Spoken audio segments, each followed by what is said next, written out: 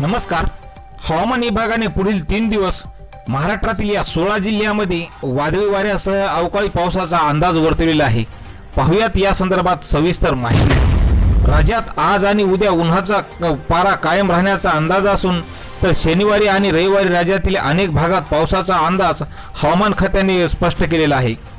हवामान विभागाने वर्तवलेल्या अंदाजानुसार खानदेशातील धुळे, नंदुरबार आणि जळगाव तसेच नाशिक, सोलापूरसह मराठवाड्यातील लातूर, धाराशिव या जिल्ह्यात काही भागात विजा आणि मेघगर्जनेसह हलक्या पावसाचा येलो अलर्ट हवामान खात्याने दिला।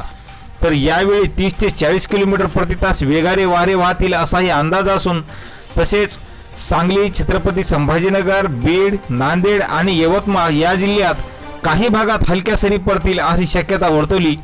तर राज्यात पावसाची तीव्रता आणखीन वाढणार असून रविवारी कोकणातील पालघर, ठाणे तसेच खानदेशातील धुळे, नंदुरबार आणि जळगाव जिल्ह्यात तसेच मध्य महाराष्ट्रातील नाशिक, पुणे, सातारा, सांगली, सोलापूर, मराठवाड्यातील छत्रपती संभाजीनगर, जालना, बीड, नांदेड, हिंगोली, लातूर, धाराशिव आणि विदर्भातील चंद्रपूर, गडचिरोली आणि यवतमाळ या जिल्ह्यात मध्यम तर काही ठिकाणी हलक्या पावसाचा अंदाज भारतीय हवामान खात्याने वर्तवलेला आहे।